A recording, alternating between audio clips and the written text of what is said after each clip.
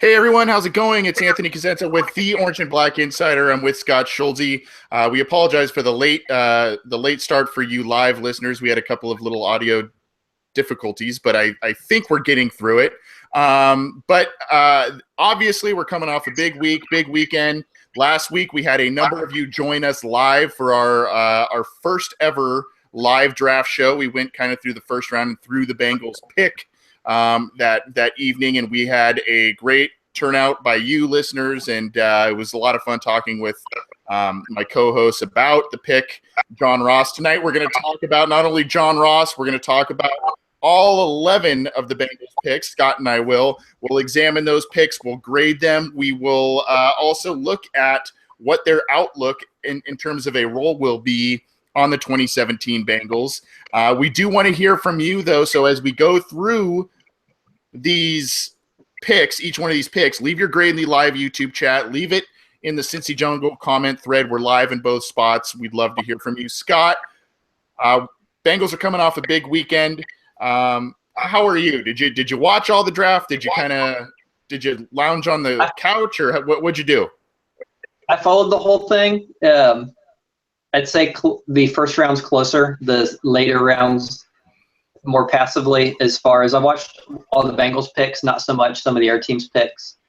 I think last week, so I was able to follow the whole thing. I left Thursday after our podcast a little kind of mixed in my, review. I guess it was kind of mixed up, but it got much better. I was definitely much happier after Thursday and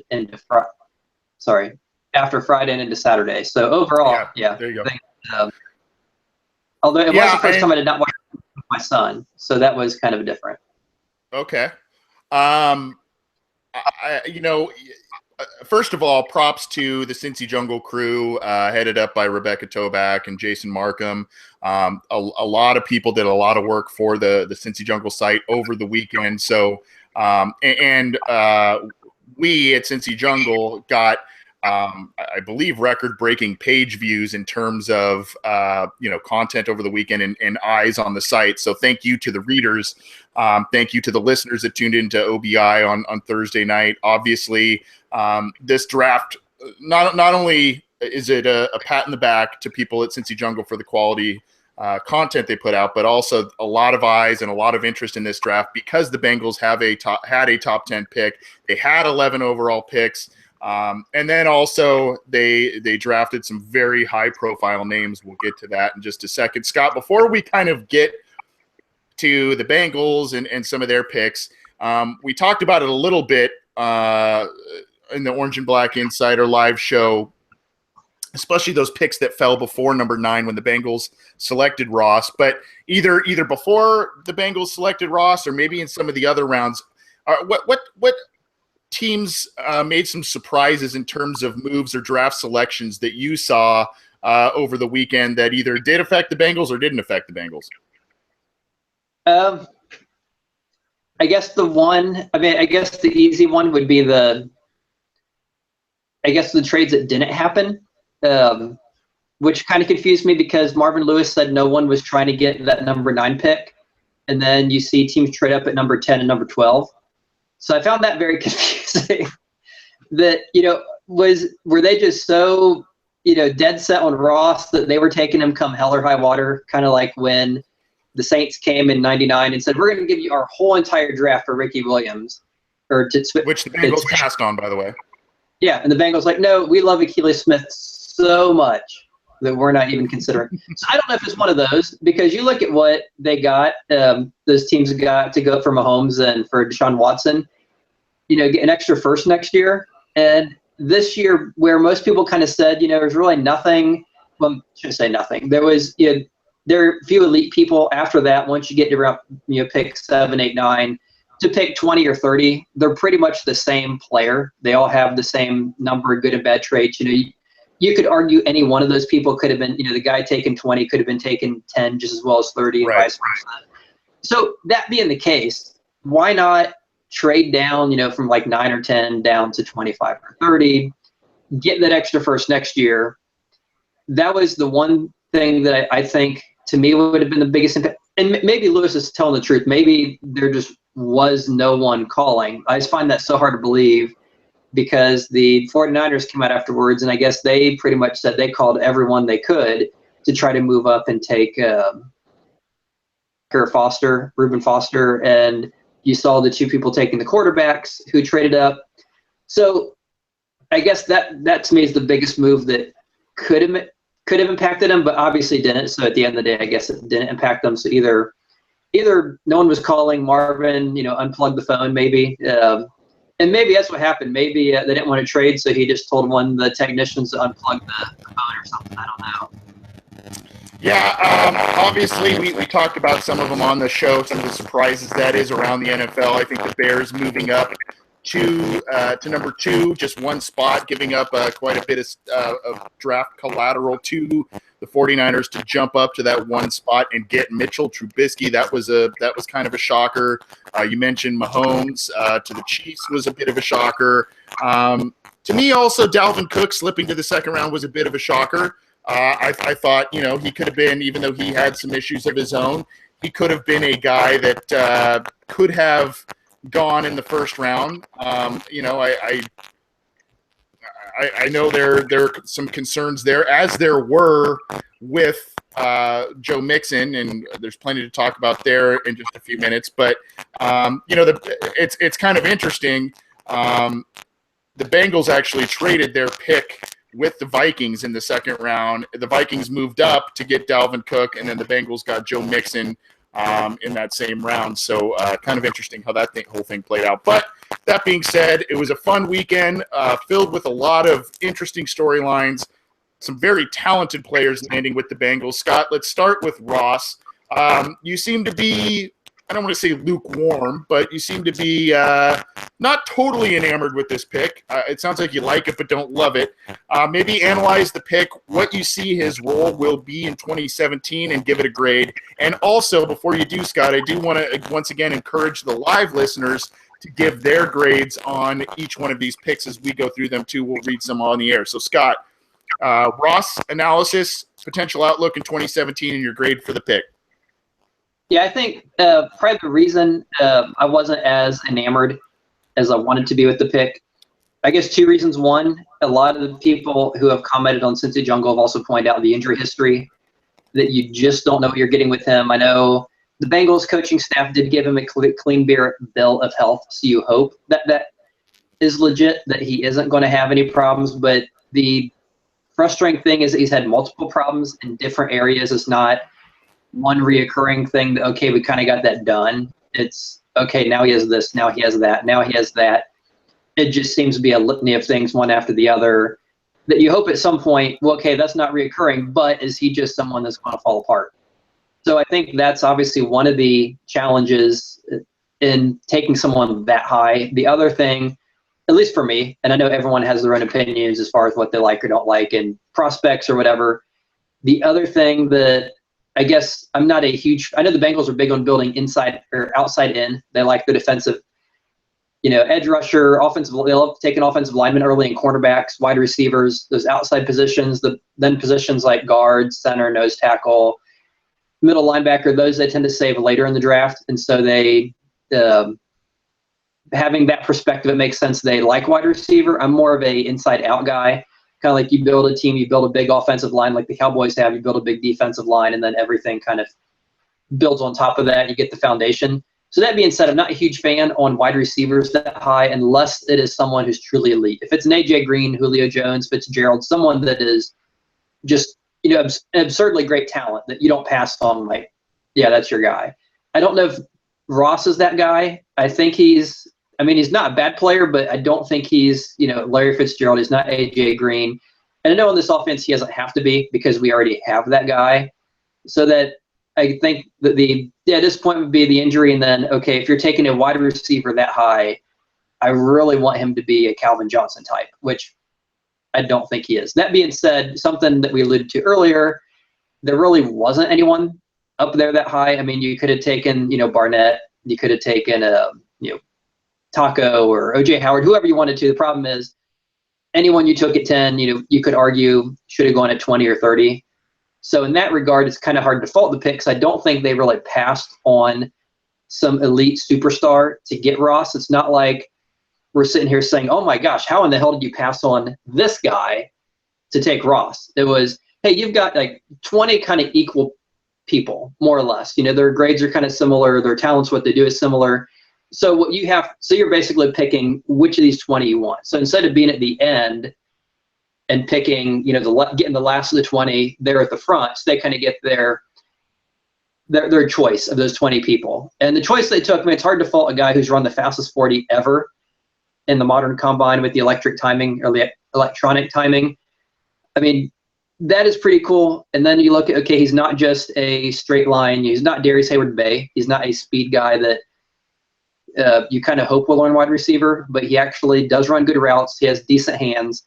He does seem to understand how to play wide receiver, has been very productive at doing it. And oh, by the way, he's the fastest guy ever in the NFL Combine. So it's really hard to say anything bad about that other than, and right now he's healthy. So, you know, assuming the health thing stays, yeah, I mean, it's overall, I'd say that it's hard to say anything bad about that pick. So I guess all being where they were and what was available at the draft, I'd have to say it's a A- B+ kind of pick.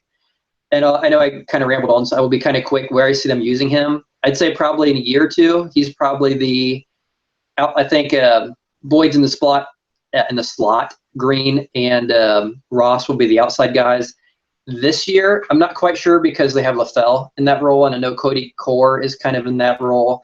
So I don't know if he's just going to be maybe rotating with Boyd in the slot some and then maybe backing up LaFell.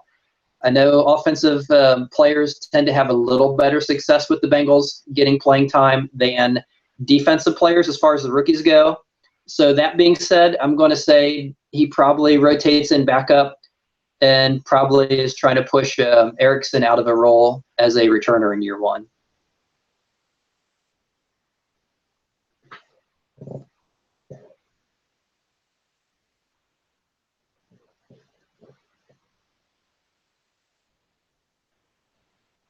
And I think you might be muted.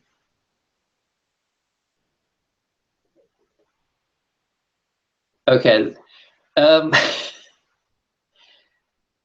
Yeah, I don't know if our audience hears you. I don't hear anything. Okay. So we are back to one person. I don't want to skip Anthony's comments on Ross, but I don't want to jump to Joe Mixon yet. So at that point, I guess I will wait for him to come back. And in the meantime, we can talk a little bit more about Ross. And that 4.22 40 is rather absurd. Interestingly, there have been some 40 times for people like Deion Sanders, for Bo Jackson, who have been recorded as being in the 4.21, 4.19 range. Unfortunately, that was the hand timer era. So it's very hard to know if Ross truly is the fastest guy ever in the combine, but if not, awful close. Okay, and I think Anthony's back. All right, can you hear me? There he is. Okay, yeah, gosh, I don't know what's going on here. Anyways, what I was saying there, I appreciate you keeping it going there, Scott. Sorry, folks. That's why we do the live show, and we can edit after. That's the beauty of editing. What I was saying, I guess I should have kicked it off with this. We did have someone in the chat room, I believe it was Greg Luther, saying that he's been following the Bengals draft since 2001, and he can't remember a time that he was more excited than this year's draft haul. So, you know, a lot of fans are excited. Again, we're talking about John Ross, the first pick the Bengals made at number 9 overall. Sounds like, Scott, you said B-, B+. So I guess we'll go in the middle and you say B. I guess that was kind of your grade there. A-, B+. A-, B+. Okay. So B++, I guess, is what Scott gives the John Ross pick. Sharp. Yeah. I agree with a lot of things that you said there, Scott, and I do think that the outlook in terms of where he's going to play, I think he'll get, if he's healthy enough, I think he's going to get more snaps than a lot of people think, but it's still not going to be, in my opinion, I don't see him supplanting Brandon LaFell right away on the other side. I think it's more going to be some niche plays where they do 4 wide, where they get Boyd and Ross, Green, and LaFell. Green is a guy you can use. He's lined up in the slot before. He's lined up outside, obviously. Ross can probably do the same, and Boyd is kind of your inside guy. LaFell is kind of an outside guy. So, that's kind of what I see with Ross. The other thing that I see with him is I see a possibility of a kick return man. And I know that the Bengals have Alex Erickson, who had a good year doing so last season. But I do think that John Ross had 4 touchdown returns off of kickoffs last year. And I think that is something that is to be looked at. I'll agree with you. I'll say B+ on the grade for John Ross at number 9 overall. I think it was a good pick. I think it was, even though you're talking about the third receiver in a lot of pundits' eyes in terms of talent in this year's class, even though you're talking about the third, maybe possibly the third receiver at number 9 overall, so you wonder about value, but it was a need. And like you said, Scott, there's a lot of equal talent between pick 8 and about pick 2025 in this year's draft, regardless of position. And I was a little surprised that Corey Davis was the first receiver off the board, especially number 5 overall to the Titans. That was a big surprise. And yes, that is my dog in the background. He is barking, so I apologize about that. Got a lot of stuff going on. Man, life sometimes. It's a lot. Anyways, let's talk about the second round pick, and there is a ton to talk about with this young man, Joe Mixon, running back out of Oklahoma. As I mentioned at the beginning of the show, the Bengals traded back with the Vikings to move. They moved back later in the second round. They collected another 4th round pick that they ended up using in this year's draft. The Vikings, as I mentioned, took Dalvin Cook, who was the third running back off the board. Leonard Fournette and Christian McCaffrey both went in the top 10. And then you had Dalvin Cook go at the top of the second, and then Joe Mixon then becomes the pick for the Bengals. Scott, I know you've been big on this kid in terms of his talent. Almost everybody says that, and I think we're all in agreement in terms of overall talent, this could be the best running back in this draft. It's all the other stuff, and it's what's between the ears for this guy.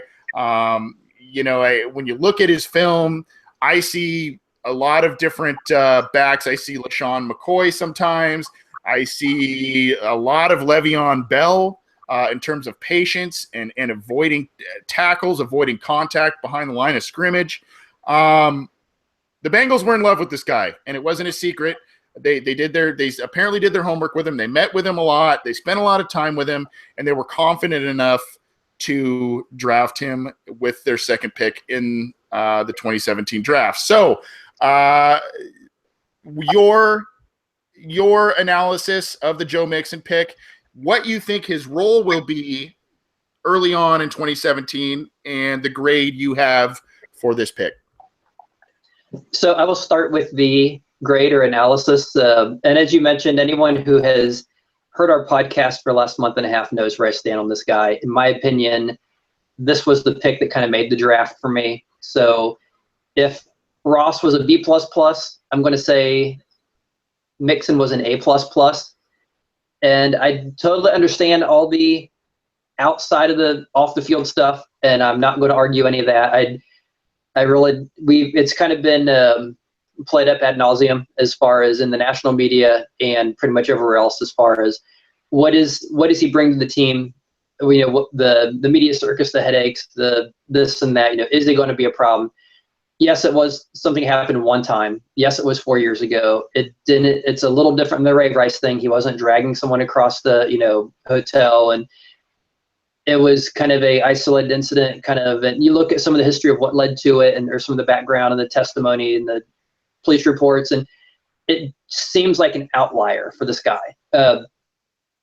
Hopefully that is, hopefully it's something that ever happens again. That being said, no one can really say other than him and God, what's going to happen in the future as far as him on the field.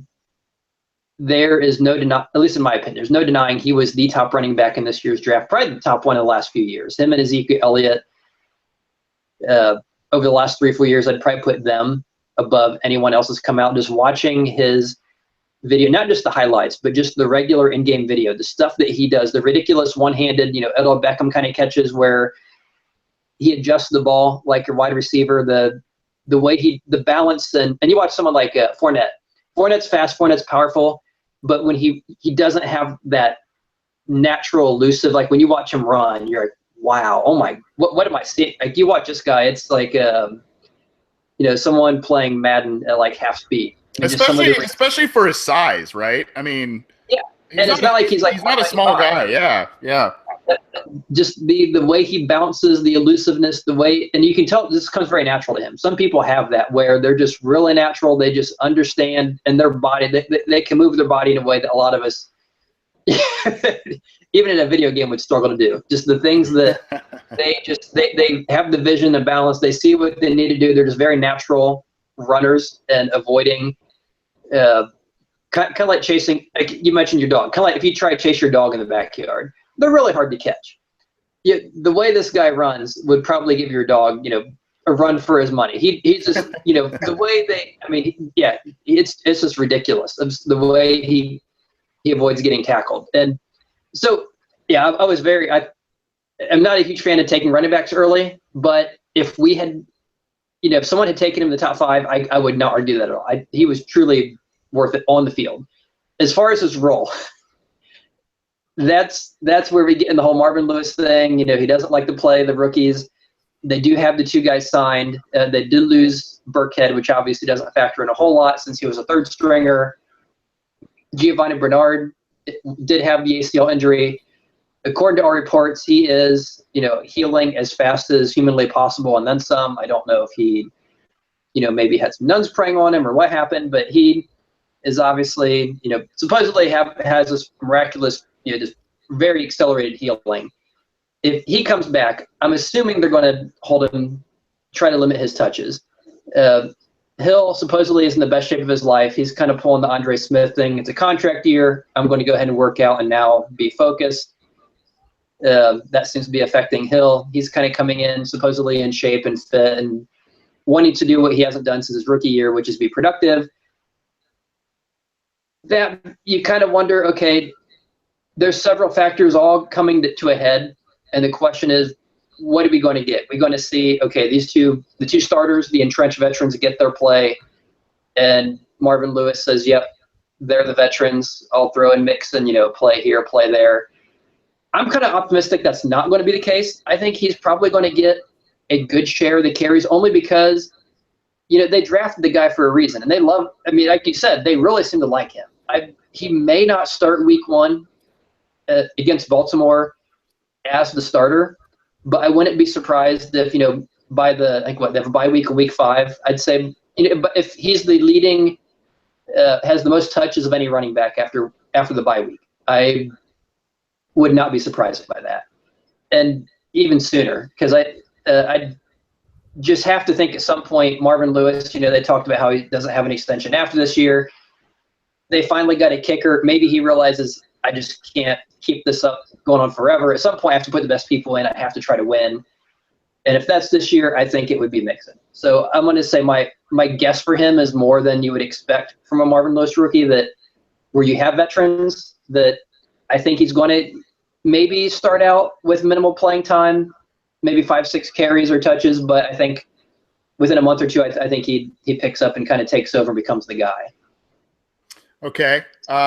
Grades, by the way, grades for Ross from our YouTube chat. Waldo has Ross at a B-. Greg L has him at a B.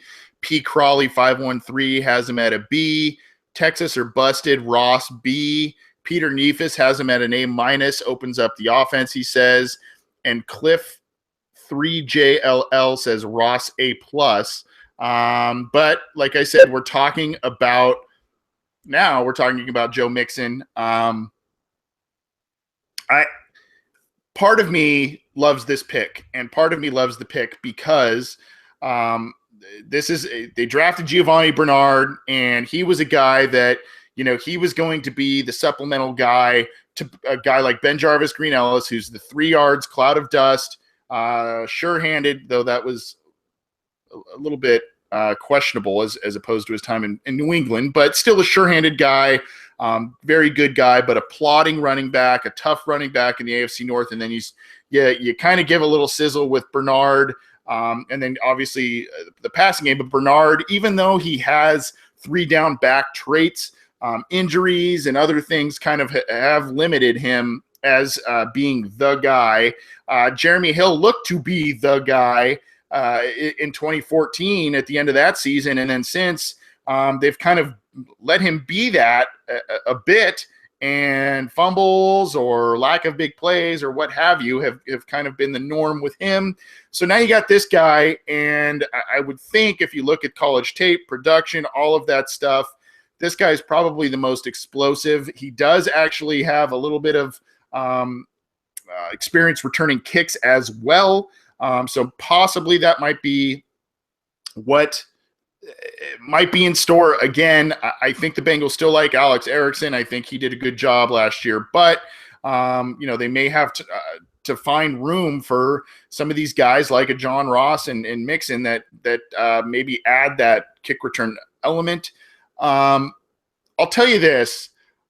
I obviously strongly dislike Mixon's actions, what he did, what we saw.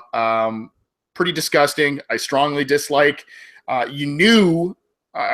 was pretty positive in night 1 that the Bengals were going to get Mixon in some capacity on night 2, whether it was moving up and getting him, moving back and getting him, maybe he slips to the 3rd round. I don't know. But I think I said on the air I was about 85 to 90% sure that Mixon was going to be a Bengal last week, and I felt it. I don't like the stigmas that come, obviously, with the Bengals, a team like the Bengals drafting Joe Mixon. I'm going to say this.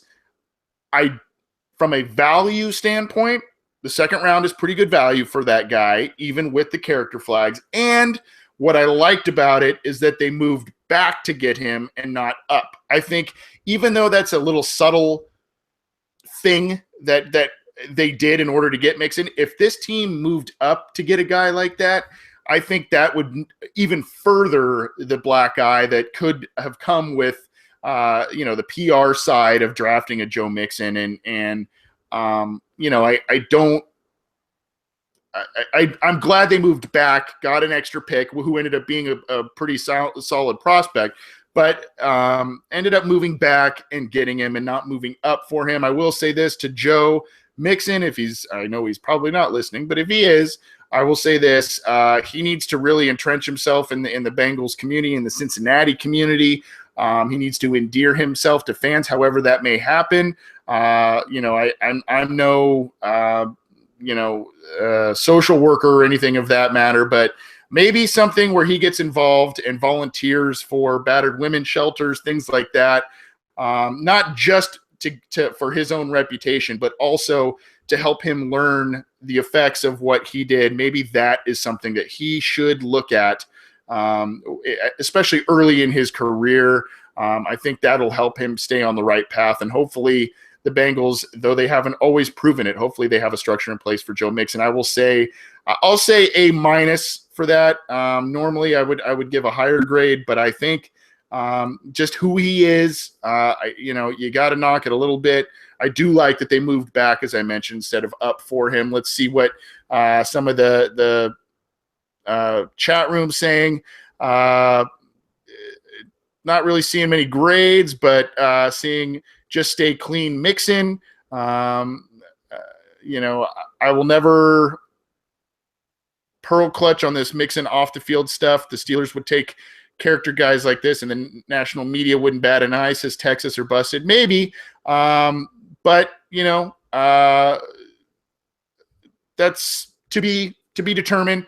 Corey Brewer says Mixon A for value, and I think that's kind of what the consensus is. Let's move on. The Bengals in the 3rd round drafted a guy who kind of has it was thought of potentially as a late 1st round guy, and Jordan Willis, the defensive end out of Kansas State, a double-digit sack guy, a guy that can get to the quarterback, get in the backfield, He's from what I understand, he's a very solid player, maybe not outstanding, but these guys who can get to the quarterback come at a premium. And a guy like Jordan Willis, who slipped to the third round after being touted as a potential late first, early second round pick, seems to be very good value and fits a big area of need, whether it's rotational or not. The Bengals filled a need there. So, Scott, your thoughts on Jordan Willis, where the Bengals got him at the top of the third, and where he might fit in the Bengals defense early on? Yeah, I think if you are a Pro Football Focus fan, and I know opinions are mixed on that. More people seem to like them than not like them, or some form of analytics. It's very hard not to be a fan of Willis. I think PFF had him as one of their top efficient pass rushers as far as like percentage of hurries versus pass rushing plays and things like that.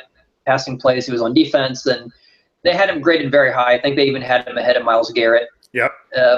I remember Barnett and Willis seem to be rated really high in that regard, especially Willis, who I think is a much better value because you get him, like you said, here you are later in the draft, year end, round 3, getting a guy who compared favorably as far as the, those kind of numbers go. He was a productive player at Kansas State. He obviously has, has experience on both sides. I think the one, as far as where he plays, I think Marvin Lewis made a comment, even though he's played mostly at left defensive end, the idea is put him at right defensive end. That kind of tells me two things. It tells me if we're saying as soon as we draft him, we're putting him on the right side, I think that's putting Michael Johnson on notice that, hey, this guy does one thing very well, which is rushing the passer. That's one thing you don't do very well. Expect that Willis is going to replace you on passing downs.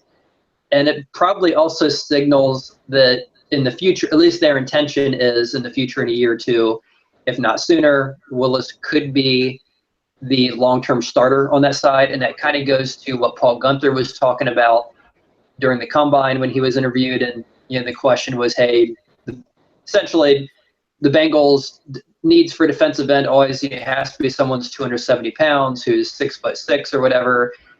But it's Will Clark, Marcus Hunt, guys who don't seem to have any pass rushing skills and seem to struggle to play the game, but they fit this like mold.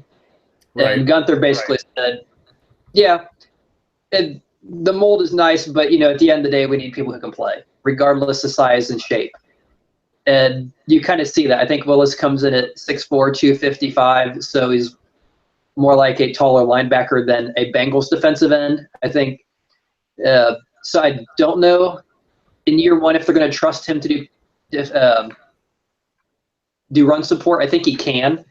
Just looking at his numbers, he had 52 total tackles last year and 34 the year before. So obviously he can, be useful in run support. In the video that I saw of him before the draft, he seemed to be someone who's very disruptive, can get in the backfield, doesn't get blown up in run support. He's not going to destroy an offensive tackle, but he can get around him. He can shed blocks when he needs to. He's not a liability in that regard. So I'd say year one is probably a situational pass rusher on the right side. Possibly year two is our full-time starter on the right side. So great as far as value for, like you said, a guy who possibly could have gone in the first round and getting him in the third round. I will get rid of the pluses and minuses and just say A, because and it sounds like a homer pick, but if you look at the value, it's very hard not to give that a very high grade. Yep, value and need both. And this was one of even though it's not a position that's super flashy. Even though this guy isn't necessarily a household name for those of us who have followed the draft, this draft, he's one of those top pass rushers in this draft. I mean, obviously there's the Taco Charltons and the Derek Barnetts and all of those guys who have been linked to the Bengals, but this guy was up there. And, Kansas State isn't always as solid of a program as some of the where these other guys came from, but he put up, was it 11 and a half sacks as a senior and 52 tackles. Yeah, you were right. 52 tackles as a senior. Now you compare that to in 2014 when the Bengals they lost Michael Johnson, if you remember, in free agency that year. They kind of reached for Will Clark in the third round, and Will Clark was as you mentioned, Scott, one of those big in the mold, the 275, 280 pound, 6'6", 6'7" guy. Now, Willis is no short guy himself. He's 6'5", 260. But he's more of a long type of guy instead of the thicker guys that they employ up front. However, his final year at West Virginia, Will Clark, 6 sacks compared to Jordan Willis, 11.5 sacks as the year before. And then as a junior in 2015, 9.5 sacks. Will Clark, the year before, 1.5 sacks. So obviously the production with this guy seems to be much higher and have a much higher ceiling than when the Bengals drafted Will Clark. I think I cut you off there, Scott. You wanted to add something else. No, the only thing I'd say, I would just add to what you said. When watching the videos of Will Clark a few years ago when he was drafted, I remember having a feeling of, I guess, a very large MEH, if I were to give him a grade. That, okay, he's a body, he occasionally looks decent. You watch Willis, totally different animal in the videos. You watch him in in the game videos, and this guy is going to be a productive, possibly a very good starter. If at very least he's going to be a high-end backup and possibly a decent starter. And and you mentioned the numbers. Just no comparison as far as production and video. That this is the guy I think that they need more than what Will Clark has given them.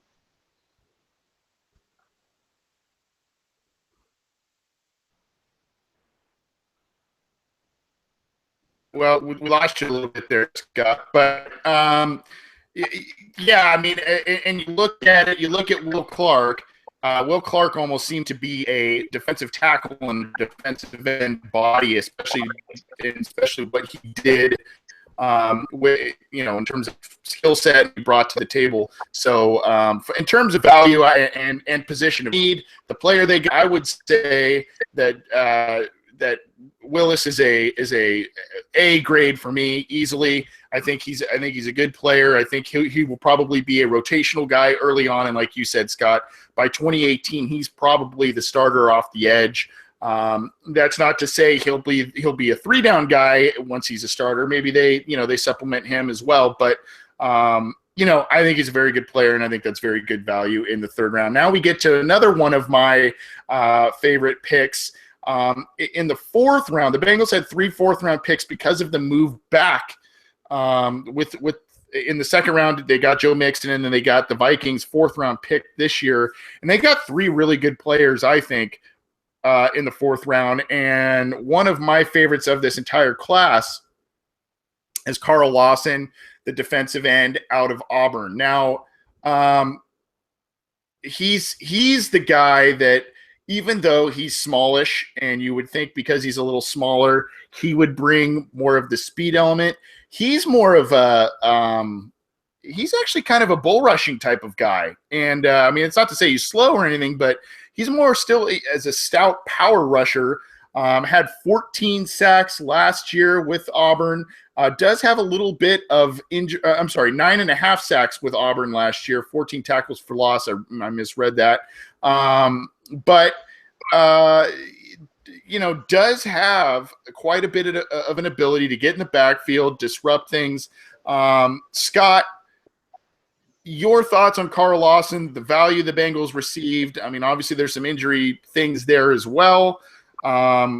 Your thoughts on him, where you see him in the grade there? I guess I'm going to answer that out of order, just because the Bengals announced the numbers today. And very interesting. Sorry, I should clarify that. They're jersey numbers. And one thing very interesting is they gave him number 58, which those who know numbers on defense, the 50s are generally your linebackers. If you are a defensive lineman, you're in the 90s. So the fact they gave him a 550 series instead of a 90 series, granted, you can read into that what you want to, is very rare. You would see a guy in the 50s lined up on the line, especially in a 4-3.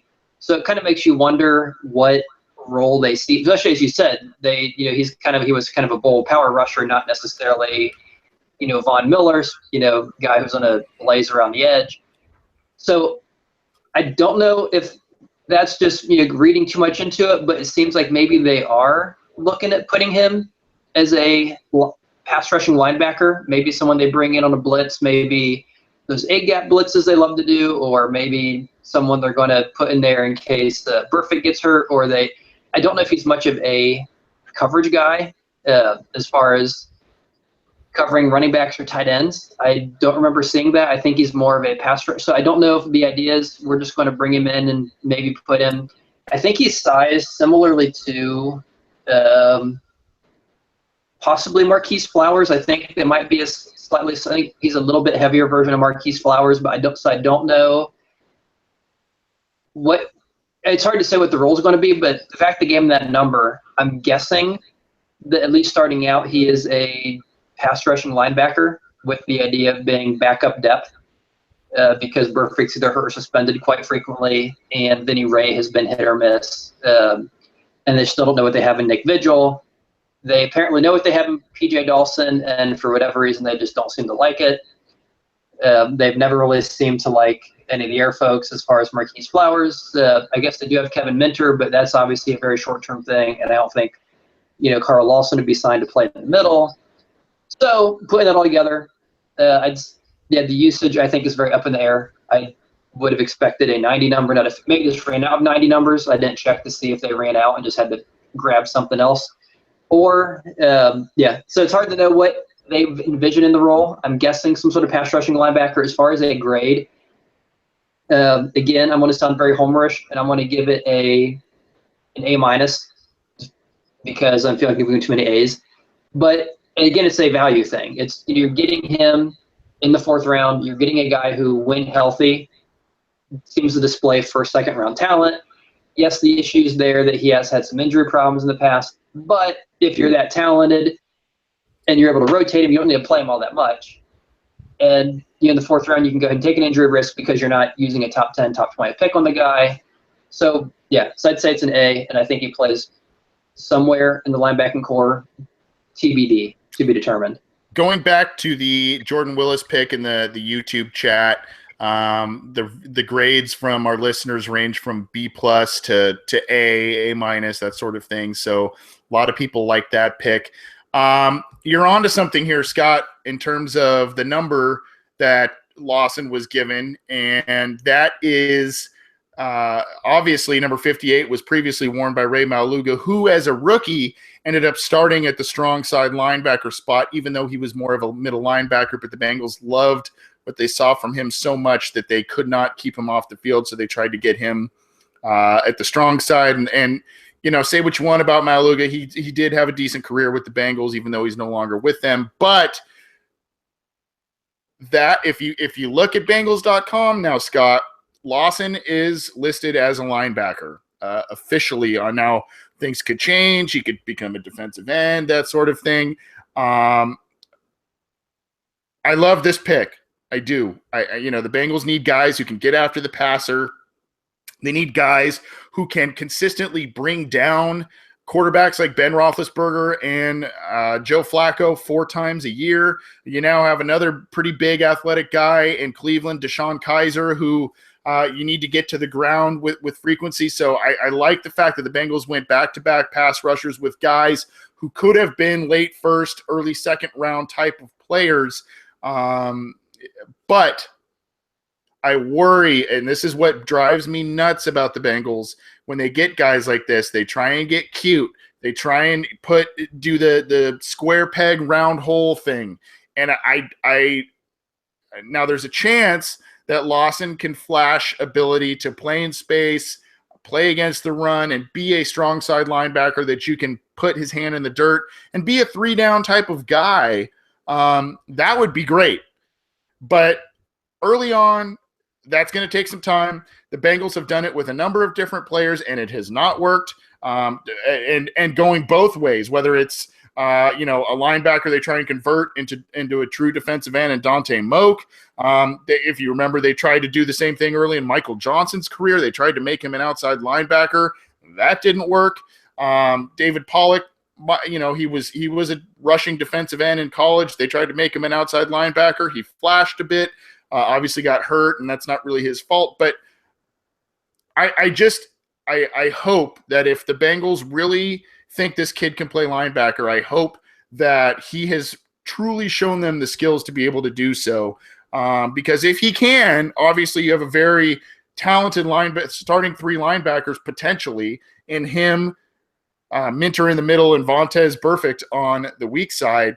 It's just a matter of, if he can't do that, are you going to then force him to and not let him do what he does best and rush the passer? I hope that's not the case. I'll say A- because I would have given this an A+ because I really like this kid. And I think he would have been a very nice rotational guy to the Bengals front. But in value, all of that still keeps it an A. But I say A- because the Bengals are calling him a linebacker, and I hope that means that they're not going to take away his pass rush skills. I don't know. Did you see that on the site today, Scott? I think I saw was the number and kind of the implication. I didn't see anything specifically about their usage, although I did find an interesting question in our chat from Michael Myers that I like, and he asked how Chris Smith fits in, and I think that's a great question because we just talked about two good pass rushers that should be making the roster and should be getting playing time. And obviously Dunlap's not going anywhere. You hope he doesn't get hurt. Okay, you just added Lawson, you just added Willis. Michael Johnson is still there. I think Willis Gilberry's still there. So then the question is, okay, where's this Chris Smith guy fitting in that is traded for? And you have to imagine, okay, one argument when they traded for him was, okay, you at least want someone there depending on who the draft falls. But then again, you aren't trading for a guy just for the hell of it. There's a purpose you're trying to obviously like him. And so I think it's a very interesting camp battle. I don't know if this possibly points to Michael Johnson being, a potential guy who could be cut if all these other guys flash some signs of greatness, or at least the ability to play. I would be interesting to see if the Bengals go that far to cut Michael Johnson. If not, I think it could possibly mean that Gilberry could be on the way out, even though I know he is more of a kind of a nickel guy, kind of a guy they like to swing inside the pass rush, but you have all these other folks there. So, yeah, I think it raises a very interesting question. I'm just going to go on a limb and say it means Michael Johnson could be on the way out. I don't think so. I don't think so. I get the reasoning totally. I know you're laughing at me, and I get the reasoning. Especially with a higher contract. I just think he does bring length, leadership. He does bring a lot of those things that Marvin Lewis tends to hang on to in terms of his leaders, his locker room guys, quote unquote. I think Willis and Lawson both fit needs, but I think they also did the Bengals deal that they've done over the past half decade or so, which is let's draft the best player available, and those guys happen to fill a need, and that's the thing. Now, the Smith thing is interesting because on one hand, like you mentioned, the Bengals actually swung a trade. That's showing that they have an interest in the kid, obviously. The thing that makes it kind of like, well, I don't know. I believe it's a conditional 7th round pick that they traded for him, meaning if the Bengals cut him, they don't have to give up a pick. But I think Chris Smith does have a unique skill set. I think maybe it does put some guys on notice. Maybe it does put Michael Johnson on notice, but I tend to think that, maybe he loses his starting job or whatever, but I still think Michael Johnson brings something to the defense. Though it's limited quarterback pressures and sacks, he does bat down a bunch of balls. He does play against the run very well, which they covet. So, maybe he becomes a 1-down starter, a 2-down starter, and they bring in these other guys. We'll see. But other guys will be clamoring for spots. Marcus Hardison, even though he's defensive tackle, he can kick outside. You have Wallace Gilberry, as you mentioned. Smith is not a lock to make the roster, but they seem to like him, so we'll see. We'll see. Good question, though, and thanks for bringing that up, Scott. Appreciate it. Let's move on to the next pick, which was Tennessee wide receiver Josh Malone. And this is one that surprised a lot of people, Scott, because the Bengals, they drafted Tyler Boyd in the second round last year. They have A.J. Green. They re-signed Brandon LaFell. They drafted John Ross in the top 10 this year. Why do they need another receiver? Well, this guy is about 6'3", 210, can stretch the field. Personally speaking, this was one of my favorite picks in the draft. And I'll tell you why in a second, but I'd love to hear from you because some people believe that this was a wasted pick. Just before you get to your thoughts here, a lot of people in the chat room weighed in on the Lawson grade A++, A+. I see B+. A lot of good grades there for Lawson, the first fourth round pick of the Bengals. But talking about Josh Malone, the wide receiver out of Tennessee, your thoughts on him, Scott, his role with the Bengals in 2017, and your grade on that pick. I'll start with the role. I'm going to say it's going to be minimal just because right now they seem to have a logjam as far as A.J. Green, Brandon LaFell, Tyler Boyd, and then John Ross, who they just drafted. I think are obviously going to be the top four. After that, I think the targets are going to be very few and far between for anybody outside of that four. Plus, when you figure they're going to be throwing the running back, they're going to be throwing to Tyler Eifert if he's healthy. If not, C.J. Uzomah or, fill in the blank there. So I think his role this year is very minimal. One thing I think that he does bring is, especially with his speed, is looking at kind of their size and some of the other things we're mentioning. I think he could possibly be, in their minds, a better Cody Core as far as here's our guy we kind of – and I know they liked Cody Core when they went down to the Ole Miss Pro Day, and Laquan Treadwell was the guy they were looking at. They came away thinking, wow, this Cody Core guy is pretty good. And I think Cody Core probably did well enough that kind of encouraged them to get rid of Wright off of the depth chart last year when they let him go. But I think this guy could possibly be even better. And I think, interestingly, you look at him, his numbers really weren't that amazing. And part of it is Tennessee's passing game over the past few years just hasn't been that amazing. He was their leading receiver last year, and I think he only had like 50 catches. The year before, he had 31 catches, and I think was the second leading receiver as a sophomore. So he obviously wasn't putting up huge production, but not because he's getting overshadowed. He's just not on a team that is really throwing a whole lot. And you look at what he does, he kind of is that stretcher. He's that big, tall, fast guy, the guy on the outside. And I know, I think some people on the site, even may have been you, so I don't want to steal your thunder if it was you, but someone has compared him to a former Bengals wide receiver who we had a few years ago. So I'll just leave that at that.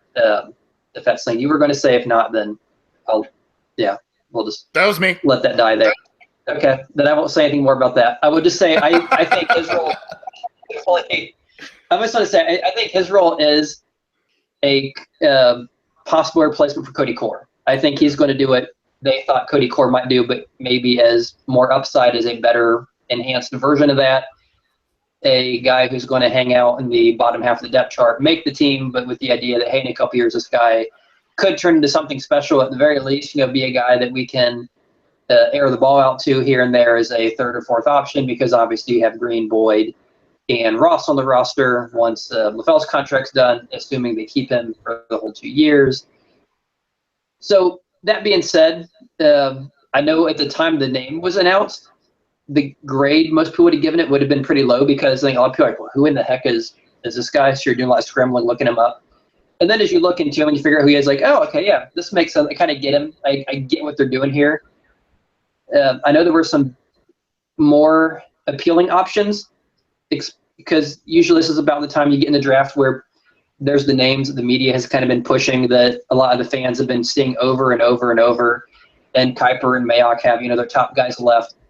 Malone, I don't think he was up there. When you look at these are the top 20, top 30 available, and then they grabbed this guy named Malone. I think a lot of people initially were like, oh, that's a bad pick because I don't see him on Mike Mayock's list, or that's not a guy Daniel Jeremiah mentioned on the NFL Network. So I think the reactions were probably mixed because of that. When it's all said and done, I would probably say I'm going to give it a B minus C plus. And only reason I'm going that low is because he's going to have I think he makes the roster, but it's going to be a hard fit. If you're a need person, I think that there were probably other directions they could have gone. I think they probably felt it was the best player at that point. But even if he makes the roster, yeah, he's obviously on the outside looking in as far as playing time and touches. So I'm going to say, yeah, B minus C plus. I'll go in that range. There's a lot of people that agree with you. You have P Crawley 513 in the YouTube chat saying Malone is a B. Waldo says C plus. There's Bill Stott that says, I think Malone's size, 6'3" and 4'3" speed is a Jones clone, but faster. I don't see Marvin Jones. That's not who I see. Marvin Jones is about 6 foot, 6'1", 190, 200 pounds. This kid's about 200, 210 pounds and 6'3". You alluded to it, Scott. I see Chris Henry, and you can laugh at it and whatever, but and Chris Henry was a guy that was immensely talented who, obviously passed away way too young and all of that, but never really truly reached his true talent with the Bengals. And part of that was because he was kind of buried on the depth chart. Part of that was his own doing because he was suspended or what have you. So, but this kid doesn't have those issues. I'm gonna tell you something, Scott. You mentioned only 50 catches. Yes, but for 972 yards, that's 19 and a half yards a catch, and he's got 11 touchdowns. You look at Chris Henry, his last year at West Virginia, 52 catches, 872 yards, 16.8 yards per catch, and 12 touchdowns. Very similar guys. Limitations at quarterback, as you mentioned at Tennessee, Scott. I don't see. I think Malone obviously makes the team. He might be your number 4, number 5 wide receiver his rookie year. I think this is a developmental guy who is a niche guy early on. Maybe you throw some deep passes. Maybe you kind of throw the posts, the out patterns, some easy routes to him as a rookie. I think his floor is Cody Core. I think his ceiling is Chris Henry or maybe even a little beyond. I think this is a guy who could potentially start for you down the road or be your number 3 once Brandon LaFell's gone and John Ross is there, and he kind of is in there in that mix getting a lot of touches. I think he's a guy that you could use and a good player that there's I like to use this phrase a lot. There's kind of a lot of clay to mold there. I think size-wise, speed-wise, he's got those measurables. He can stretch the field. He also might be a guy they use in the red zone because of his size, Scott. The Bengals struggled in the red zone a little bit, and though Malone seems to be more of a deep threat, you throw the jump ball to him in a fade in the corner of the end zone at 6'3". He's gonna out jump a lot of the defenders. And what I saw, and granted, he needs work on route running and doing a lot of development in a diverse offensive scheme. But one thing I saw is he will high point the ball well and out jump defenders, and he will beat defenders deep. I don't know if you saw the same thing with him on some of his tape. Yeah, I mean, he obviously showed the ability to get deep, and I think he also did a good job of making some nice catches on some deep balls, especially in traffic. I think one thing that people could complain about, and I think is a rational complaint, is you kind of mentioned, this year he makes the roster. He's not going to be, I think, in the top 4 or 5, maybe in the 4th or 5th. But you're looking at someone who's probably 6th, 7th, 8th receiver. And a legitimate complaint I think people could make is, hey, the biggest problem last year is offensive line. But has had his struggles. You just lost Whitworth. You lost Taylor.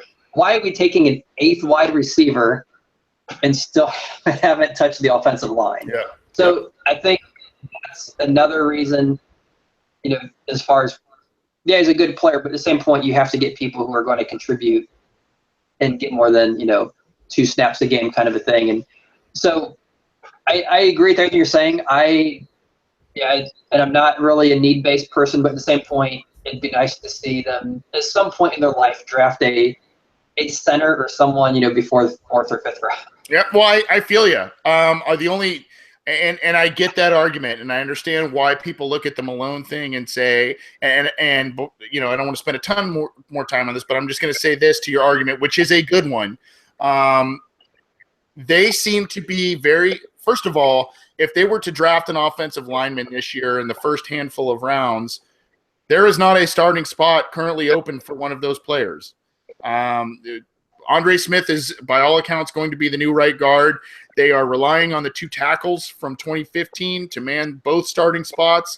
Like it or not, Russell Bodine seems to be the guy at center, and then Clint Bowling is the most, kind of battle-tested veteran on that line. So even if they drafted a guy, it doesn't seem like they thought that they could get a guy in a weak class that could come in and usurp one of those starting positions from one of those guys. That's one of the only arguments that I have, along with the fact that they probably like Christian Westerman as a developmental guy and another guy, J.J. Dealman, we'll be talking about in just a minute. That's the only thing I can say, as well as you look at the offense last year, and when Green went down, when Eifert went down, this offense was anemic. They could not score points. Towards the end of the year, they're putting up 10 and 13 points, 16 points. It was anemic. And that's why they decided to go with the skill positions, Joe Mixon, Josh Malone, John Ross. That's kind of my thinking with it. But I do understand the thinking on your end, Scott, as well. Scott had about a C-plus grade for Josh Malone. That seems to be kind of a little bit of a theme in the chat room, the YouTube chat. I'm going to go B+. I just really like this kid. And I like the fact that he's got the measurables. He's got some good college production. And if he doesn't pan out, it's a 4th-round pick. Big whoop. You've got John Ross, Tyler Boyd, A.J. Green, Brandon LaFell to lean on. But to me, this is a guy whose floor, as I mentioned, is Cody Core. His ceiling could be Chris Henry or beyond. And I really, really like this pick, and I think it brings excitement, and it helped balance out the draft in terms of special teams, defense, offense. So we'll get to that next. We'll get to that a little later. The Bengals, late in the 4th round, picked a defensive tackle out of Michigan. You might say that the Bengals don't really need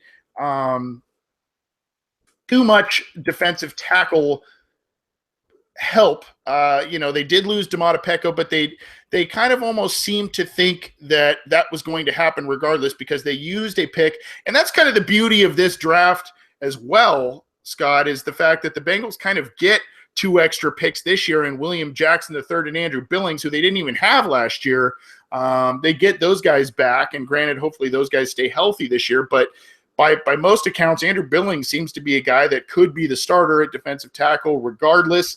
The Bengals drafted yet another defensive tackle in the 4th round, as they so often like to do, and Ryan Glasgow out of Michigan, a guy who probably isn't the most athletically gifted guy, but is known as a very, very tough player, a guy with a mean streak, a guy who will go after the ball and do a lot of good things for a defense. Probably seems like a guy who is a good rotational player, especially at first. Scott, your thoughts on Ryan Glasgow? Yeah, I think this one is kind of interesting. He obviously had a good year, especially late in the year. He had some big games later in the season. Interestingly, if you look at his career up until senior year, he had, I think, a total of 1 career sack in 3 years. But he seemed to be a guy who, especially later in his senior year, did a decent job of getting some push. I think obviously the top 2 are Atkins and Billings. I am a big fan of Marcus Hardison as far as what I think he can bring to the team. I agree. I think Glasgow probably is a guy who is comparable to like a Deshaun Williams type, someone like that, who is probably going to competing. I think those 2 are probably competing for a role. Maybe Brandon Thompson, Pat Sims might be competing for another. So I think he may make the roster, may not make the roster. He could be a guy who is maybe coming on late, and maybe I would guess practice squad, if that, just based on how the defensive tackle position shakes out. I know Some of those guys I mentioned have had a bad history of trying to stay healthy during training camp and into the season. So who knows what we'll need as far as depth, who's even going to be there when week 1 starts, who's actually healthy. If I were to say right now, I'd want to give it a C, just because I think he may or may not make the 53-man roster, and I think a lot of it depends on the people in front of him. And usually they keep 4 defensive tackles, and my personal take is I think that Billings and Atkins are obviously 2 of them.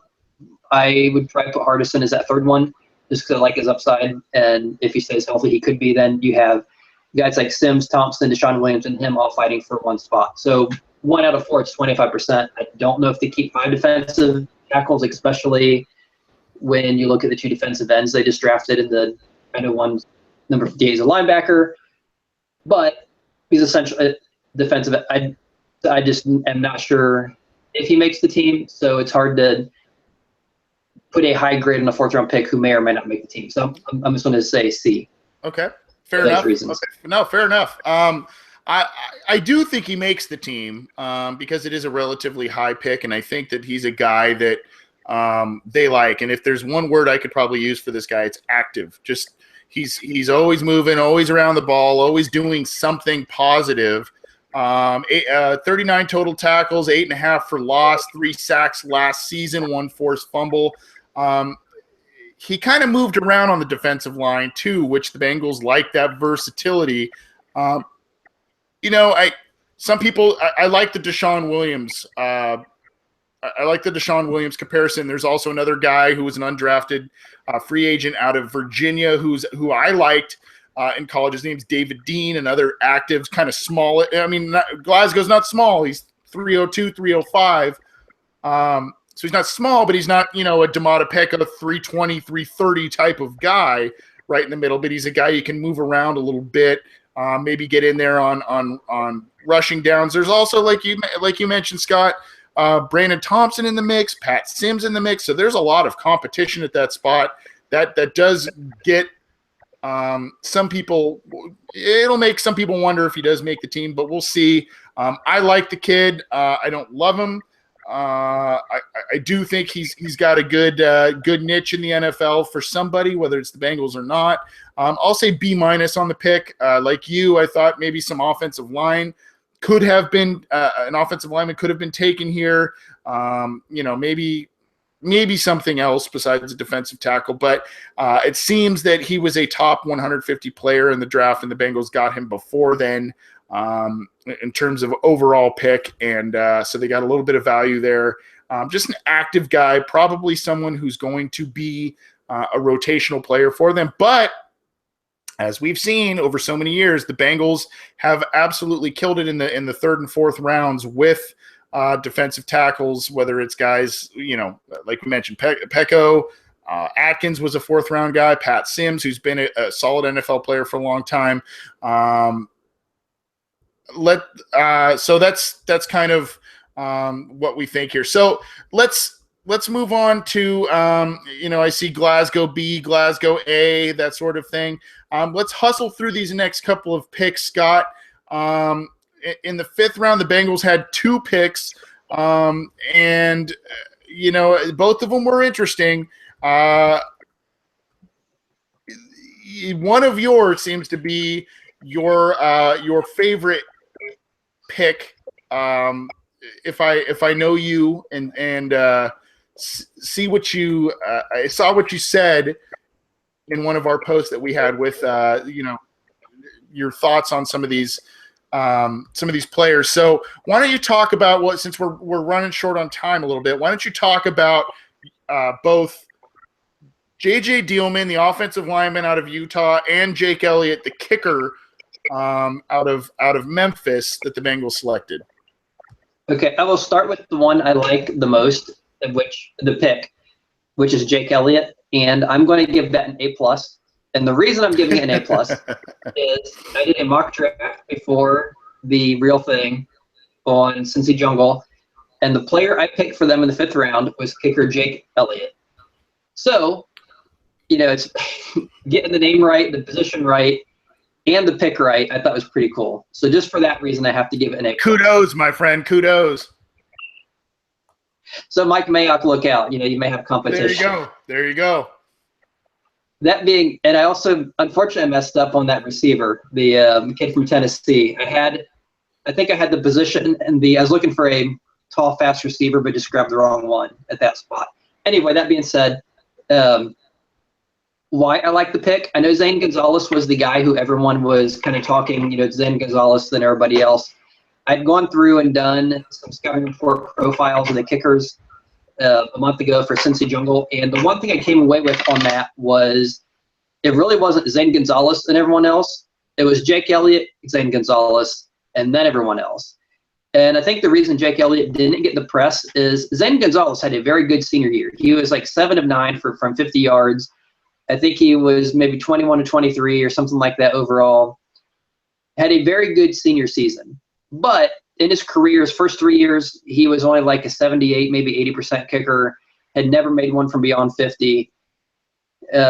He was a mediocre prospect. All of a sudden, his senior year had a great year. And that could be many things. It could be, okay, he's finally, it's all come together, or he finally has a leg strength, or it could just be a fluke year. I mean, kickers, obviously they go up and down. They have good years, bad years.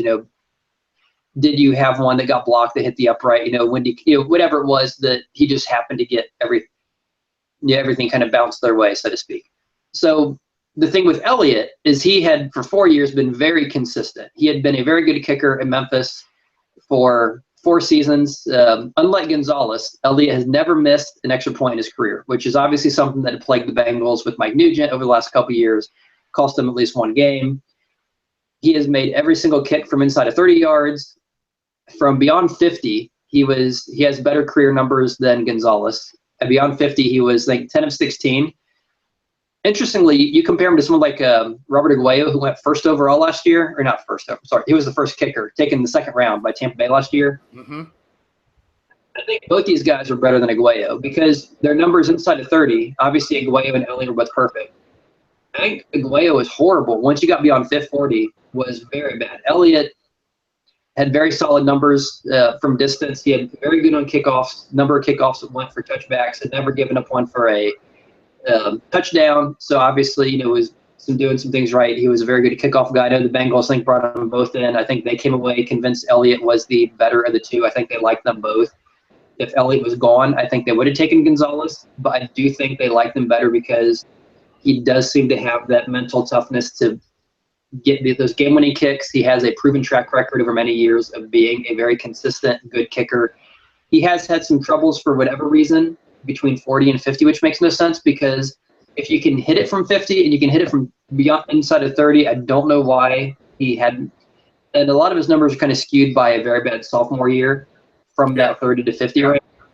Outside that, I thought he was a very good prospect. I think he's going to win the competition if there is a I know there's anything as a competition. There's no reason Bullock or John Brown should beat him out for that job. I think Elliott should be the kicker, and given the Bengals' track record, once they pick a kicker, he's not going anywhere for a while. So I think he could be the kicker for the foreseeable future. So I was a big fan of that pick for many reasons. The J.J. Dielman one, I'm just going to give a very brief comment on him. Since you're in California, there was a left guard for the Chargers named Chris Dielman. Yep. Who was a Pro Bowl guard for the Chargers, who is J.J. Dielman's cousin.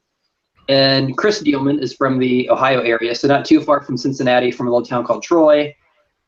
I went to IU, which is, an hour or so from Cincinnati. So kind of local, just to say Bengals fans. This his cousin is. Anyway, watching J.J. Dielman on tape, I just don't see what I see with Chris Dielman.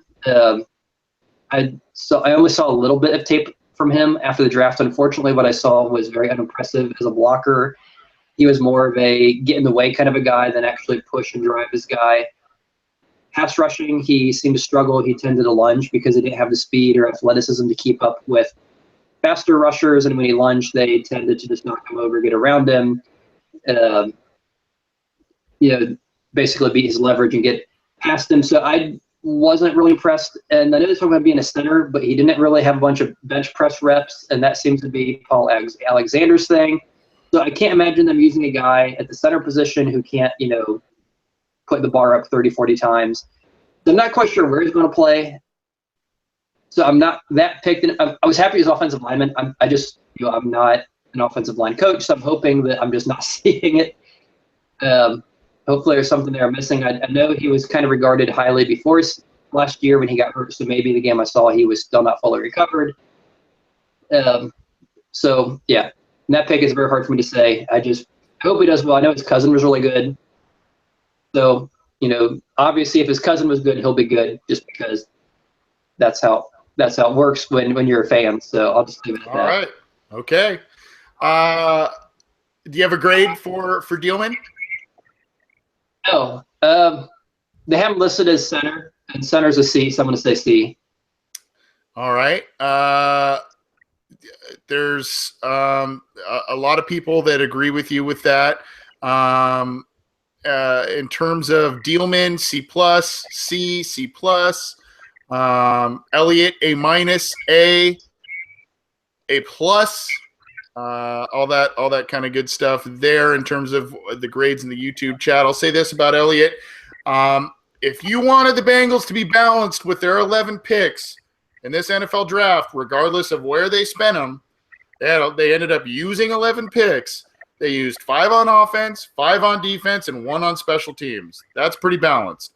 And the one they used on special teams seems to be a starter. The last time they used a 5th-round pick on a specialist was Kevin Huber, the consensus best punter in the nation back in 2009, and he's been with the team since and has made a Pro Bowl since being with the team. So not saying Elliott is a Pro Bowler, but that's a position of need. A lot of people wanted it. A lot of people wanted Zane Gonzalez, and that's fine. I do agree with you, Scott. In the sophomore year, he had 65.6% field goals made, 21 of 32. Yikes. But he bounced back nicely the year after, 23 of 28 for an 82.1, including 132 total points. And then 21 of 26 last year with the Memphis Tigers. So the sophomore numbers skew his overall numbers a bit. But this is a guy, again, they worked out, they spent some time with, and they liked him. That was their guy. Zane Gonzalez was not. And the 2 top kickers in this year's draft were Jake Elliott and Zane Gonzalez. So they went with Elliott. A lot of people didn't like the fact that they used a 5th-round pick on him, but you also have to understand that not only was this a position of need, not only did the Bengals have 11 picks to play with, but teams do some random stuff in those last few rounds. So I like the pick. Not totally in love with it, but I'll say B, B+. A lot of people in the YouTube chat seem to like it, as well as Scott seem to like it better than me. But, this kid, even though he's picking up slack from a very lackluster year from Bengals kickers last year, there is some pressure on him being an actual draft pick instead of an undrafted guy the Bengals brought in and gave the job to. So there is some extra pressure on him. J.J. Dealman, you said a lot on him. They talked, this is a guy that's versatile, a guy that can do a lot of different things on the offensive line, might be the center of the future. We'll see. I don't know. But as of 2017, I don't see him being the guy to start. I'll give that pick a C+. I would have liked to see the Bengals maybe get a guy earlier in the draft, but this is one of their guys, the versatile guys that can play a lot of different positions. So they might know more than me. Scott, you sound like you might need to run a little bit before you do. Can you give me your thoughts on the one guy? We won't go through the others, but the one guy I want to hear from you is Brandon Wilson, the guy that's a cornerback, a safety, and the Bengals coined him a running back. Oh, I guess you left. Never mind. But I'll say this, Brandon Wilson is a guy that I find very intriguing, a guy that is incredibly athletic, and a guy that the Bengals can get kind of cute with in terms of how they use him. Oh, you're back. Scott, you're back. Yeah, sorry. Doing this thing on a tablet is not the screens don't always adjust to the tablet size. So. Oh, good. I know you got to go, man. It's late, but I just wanted to get your thoughts on Brandon Wilson, the guy who played safety for Houston, I believe a little bit of cornerback, and now the Bengals have him potentially lining up at running back this year, of all things. We don't need to go too much into the other picks, but this one I thought was pretty interesting, and how the Bengals might use him. And they actually traded up to get this guy. So I believe they had 12 or 13 picks at the time and traded up to get this guy in the 6th round. Yeah, that was an interesting thing. There was an podcast on the Bengals.com site about that, about trading, about the whole draft with Duke Tobin.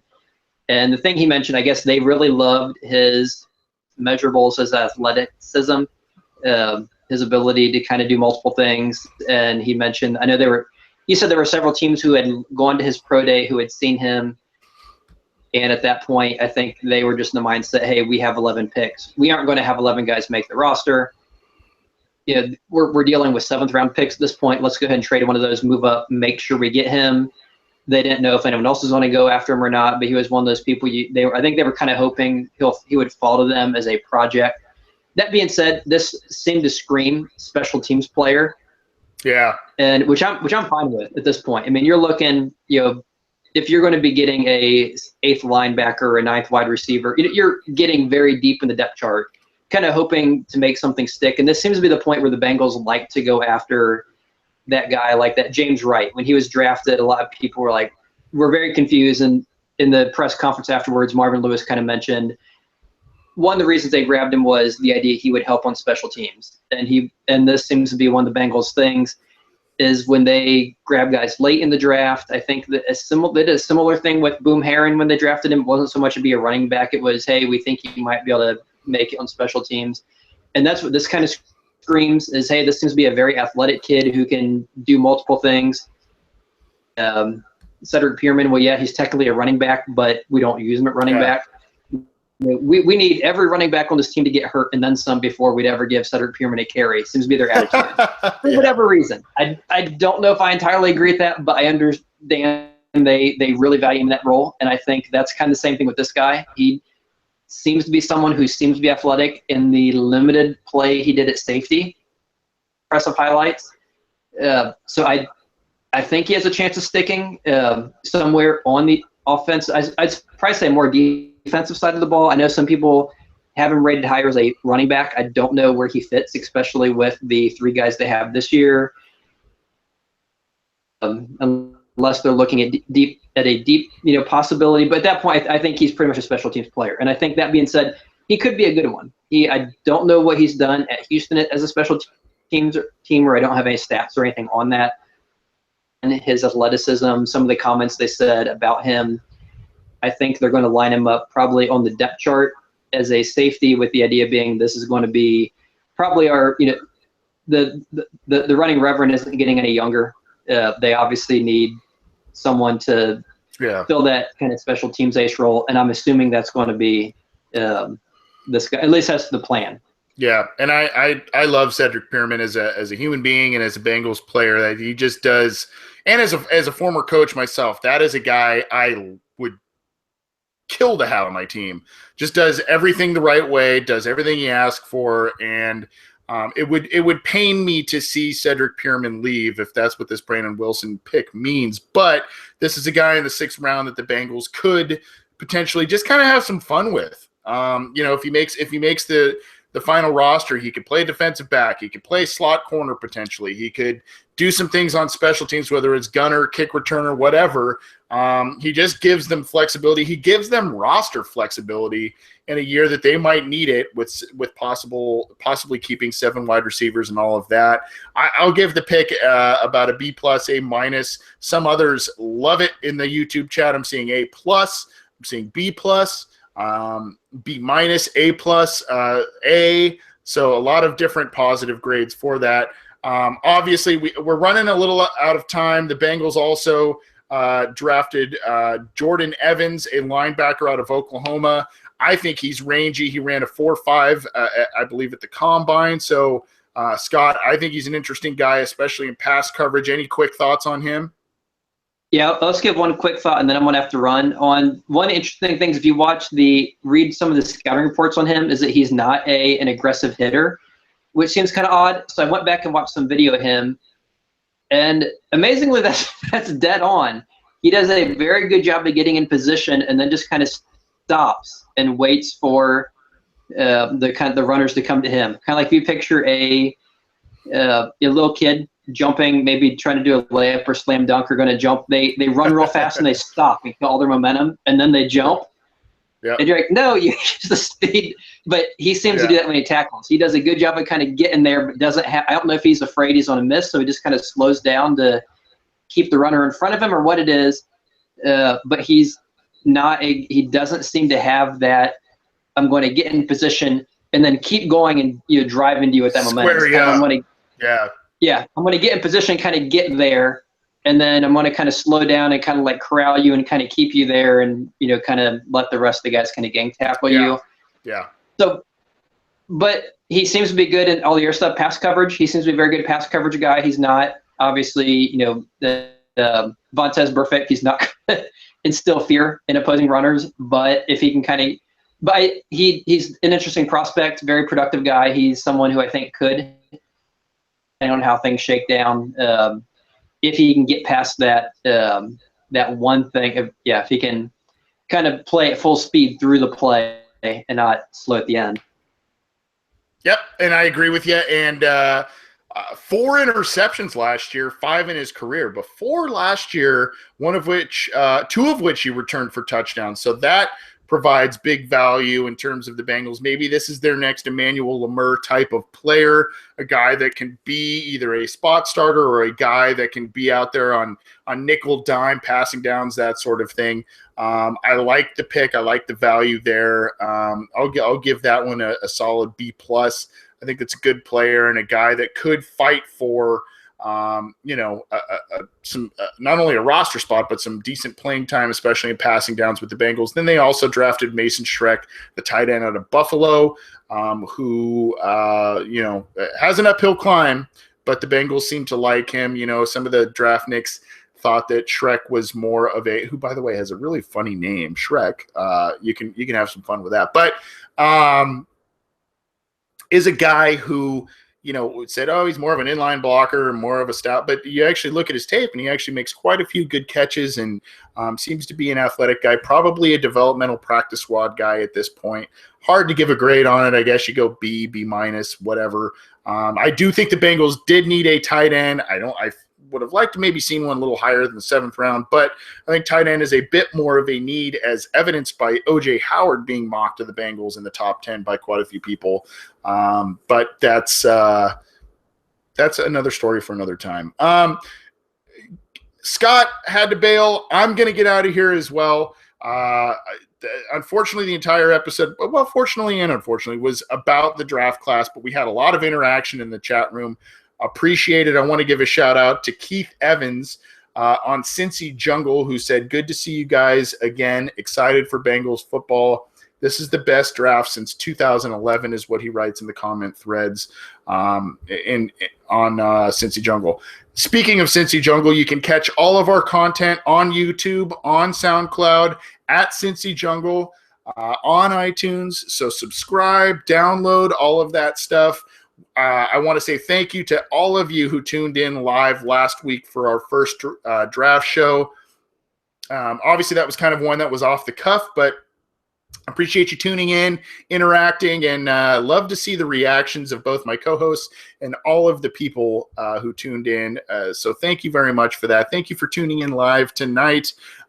If you have a question or comment that we didn't get to this week in the live show, you can contact us on Twitter at BengalsOBI or the OBinsider@gmail.com, and we will attempt to get to all of your comments. I did want to say something. I believe he's in the chat room. Slip Ammo asked me last week where I got my shirt I was wearing last week, which if you didn't see it, it was a stormtrooper that kind of had the Bengals stripes down its helmet. Those are available online. I believe Cincy Shirts is one. CincyShirts.com is one. And you can find it online. My wife, I actually have 2 of them. My wife and my brother and sister-in-law bought me each a shirt, and I love them very much because I love the Bengals and I love Star Wars. So like those, and go check it out, Slip Ammo. I saw that comment in one of our videos there. Anyways, guys, thanks for tuning in. Appreciate it. This has been the Orange and Black Insider. I'm Anthony Cosenza. Scott Schulze was my co-host. Unfortunately, Connor Howe couldn't join us tonight, but he will be in the future. And we're going to be having some guests coming up in the next couple of shows, so tune into that. Download all of our content, leave a comment, leave a review, subscribe to our channels, keep it glued to Cincy Jungle for all of the content analysis and everything that comes with that site and all of the great work that all of the contributors there do. Thanks for listening. We'll see you next week.